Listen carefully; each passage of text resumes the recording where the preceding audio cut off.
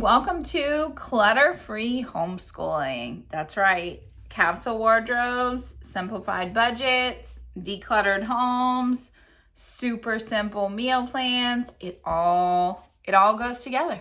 It all goes together. And so does homeschooling.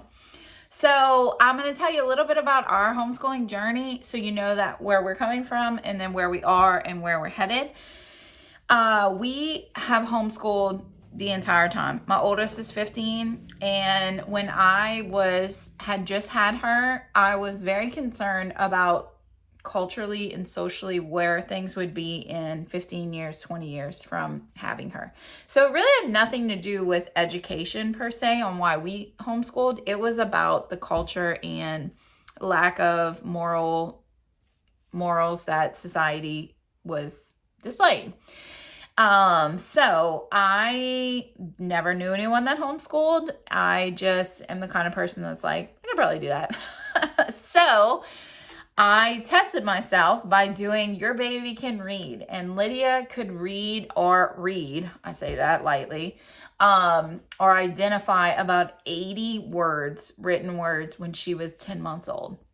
And to me, I was like, all right, if I can teach a 10-month-old, which please do not use that as a standard because I have two-year-old twins who cannot recognize any words on cards. That is so unnecessary and perhaps maybe messed up some of her learning later. But that's, on a tangent. Back to our story. So I felt like, okay, I can do this. I can figure it out. I tried 14 preschool programs with Lydia. It's a good thing that she's a very can bounce back from different things because I was never satisfied with curriculums. I literally, the shinier, the more beautiful, the more things they had in it, I was all over it. The money I spent, it didn't matter. I was just like, I will get the best, the greatest. We're gonna have the best homeschooling experience ever. And then I realized that the grass is always greener. There will always be another curriculum that looks better, or maybe we should have did this, or maybe we should have did that. And God told me, I almost audibly, stop it. Stop it, June. Stop it. I don't remember if she was in the first grade, second grade, somewhere around there. And he showed me which curriculum to use. That at the time, and I'm not saying this is the only one, but it was Seton homeschool curriculum. And I didn't sign up to get grading and transcripts, but I did buy the textbooks from there. And he told me that if I stay consistent with any program, but particularly this one, that it would work, that my kids would get what they needed if I was consistent. It was much more about me being consistent than about the program itself. So I believe God will lead people to all different forms of education for their children. But for us, it felt really right. And I'm a big advocate for homeschoolers. Not in my experience with that is that do not be afraid to do so. If you love your children and you want what's best for them, and you feel God calling you to homeschool, do not be afraid to make the leap. You can do it. It's that desire for the best for your children that will get them where they need to be. So you need to rest in that, in knowing that you have literally anything at your fingertips with the internet now. If you're not very skilled in XYZ, you can hire a tutor, you can get videos online, you can whatever. It's all accessible and you will be fine. Your kids will be fine. Okay. So with that being said, and me having done years and years of bouncing around, I feel like I have the most simplified, clutter-free homeschooling system ever. Okay. Now my journey is taking me to, for the first time ever, 8 of my 10 children will be attending school next year. So that's kind of a long story how we got to that point. I do feel like God blessed and wanted us where we were in our homeschooling journey that entire time. And I absolutely feel like he is blessing and wants us where we're headed at now. But I want to make this video before I'm really out of homeschooling and I don't get to share this wisdom that took me so many years to get, and to enjoy my homeschooling instead of constantly stressing the entire time. So that's why I'm here today, to share these couple tips. So after all these years, I firmly believe that you can homeschool a child with a notebook and a pencil better than a whole library of books that you don't know how to use, okay? Meaning, if there was an apocalypse and I just had a notebook and a pencil, I could effectively teach my children how to read, write, do basic math, things about the world. There's a lot of knowledge that you have that they need, okay? So know that the supplies do not determine the success of your homeschooling. The curriculum does not even determine the success of your homeschool. That's why so many people across the board can have successful homeschools and they're using all different curriculums. It's because that is not a one size fits all. Anything that you use that gets across the basics and you are consistently using will work, okay? Just like potty training too. We all do it different ways, but some kind of way everybody learns how to get potty trained. It's the same thing with reading, writing, and math. Okay. So my husband taught me this a long time ago, years and years ago. He's like, June, the first thing you got to get under control is discipline. Because if the kids are not listening to you, they will not learn anything. So discipline is number one. So if you start your school day and everyone is running amok or whatever, nobody's getting their stuff done, you might as well go back to the drawing board, get their behavior in line, and then start school. And you can talk to any teacher, about this as well. It takes several weeks before the routines and that side of it gets set, and then you jump deeper into the curriculum. It's just reviewing while you get the standards set for weeks or even months at a time, depending on the age. Okay. So discipline is number one, and you need to share this with your kids as well. These are our goals: reading, writing, and math. So my husband's like, I want the kids to be able to read, write, and do math. That is how they're going to do well in society. All the rest is extra. I'm mostly talking in this whole video, I'm mostly talking about middle school and under. High school would be a different conversation, okay? So, reading, writing, and math. If and then the kids need to know those expectations for the day. Let's say you start off the day with math. Across the board, most homeschoolers start off the day with math. You have a higher attention span during that time. So just if you're new to homeschooling or if you don't like what you're doing, just go ahead and start with this because it seems to work for a lot of people. So odds are it'll probably work for you as well. The other thing is that all your students do the same subject at the same time. So you say, hey guys, we're going to the table or whatever, get out your math. So your first grader, your kindergartner can get out their math blocks or whatever they're going to do. And your fourth grader gets out their math, and your sixth grader gets out their math.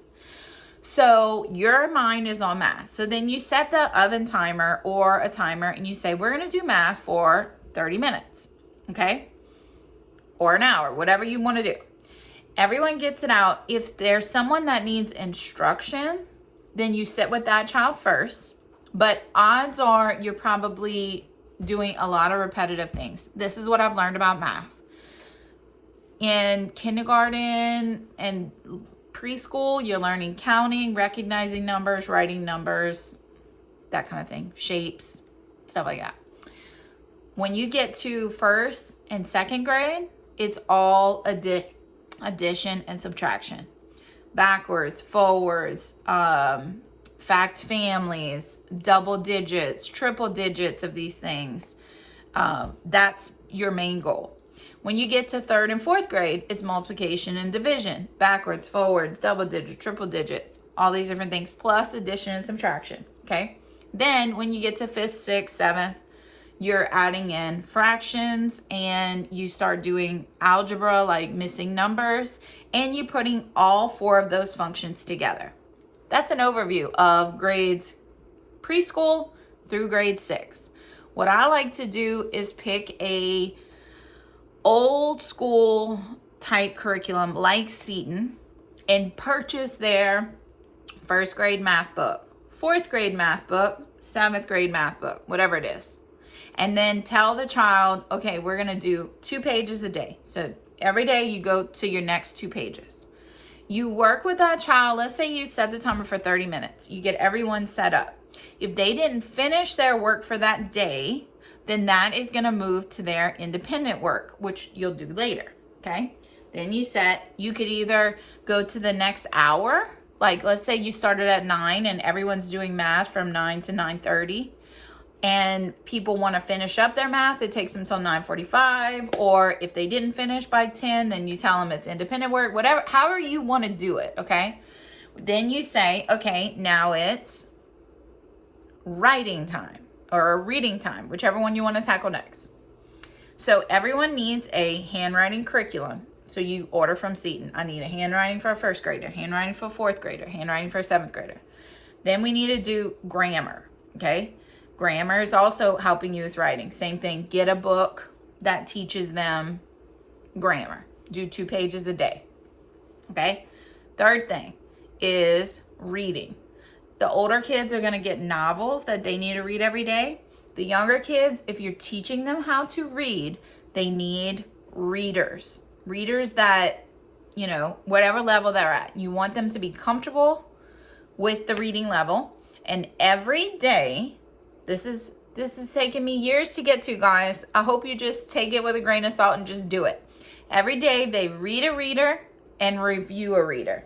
So if they read about Cat in the Hat or whatever, cat sat on a mat, blah, blah, blah, and then the next day they read a mop drop at a stop. Well, on the 2nd day, they're going to read their new mop drop stop book, and they're going to review the Cat in the Hat, whatever. Then on the 3rd day, they need to read a new one, read a new reader, and then review one of the old readers. So that's always the rule. Read a new one, review the old ones, okay? So now for writing, you have handwriting, which can be independent work, which we'll do later, grammar, which may require some instruction, and then a reader. So you might have, let's say you're doing 30 minutes to an hour of reading, okay? You may have to sit with that 1st grader and read the reader with them while your 4th grader is working on their grammar and they already know about nouns. It's a review. Or let's say your 1st grader is comfortable with the reader, reading it alone, and you're working on a new concept with your 4th grader. Then your 7th grader is working on prepositional phrases or whatever it is. So you have reading, writing, okay, and then reading's another thing. Okay, so those are your big things. If you get those 3 targets done every day, reading, writing, and math, count it, and discipline, count it as a successful day. Everything else, history, science, social studies, I don't even know, whatever, foreign languages, logic, anything that you want to do on top of this is lanyap, but consider that your rubric for was this a successful homeschool day. All right, so those are your core things. So you're really looking at working together for maybe 2 to 3 hours in the morning where you are available, but you need to let your kids know, I am available at these times. So you turn your phone off, you try not to do other things. This is when you have my full attention for homeschooling. But then after lunch and after quiet time, that's when they can go finish their independent work. So that could be handwriting, the math they didn't finish, or for older kids, let's say they have to read a chapter or 2 of a novel. That's about as simplified as you can get.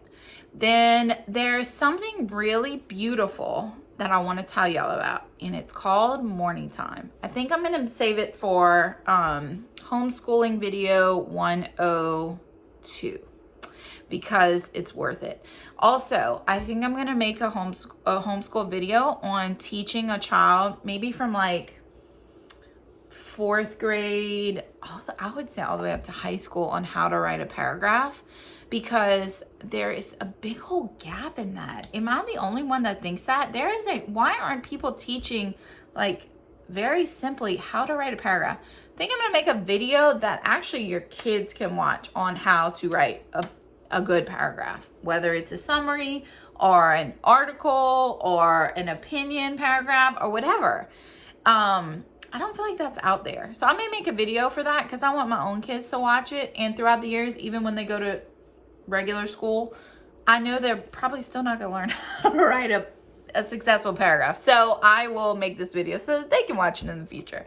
Anyway, and I think that is about it. If there's some more homeschooling style videos you want me to make, let me know. But so upcoming is morning time and how to write a paragraph. And I think that's about it. Okay, y'all have a great day. And make sure to subscribe and share with your friends that are maybe struggling with homeschool or feel inadequate. I hope this helps. Bye.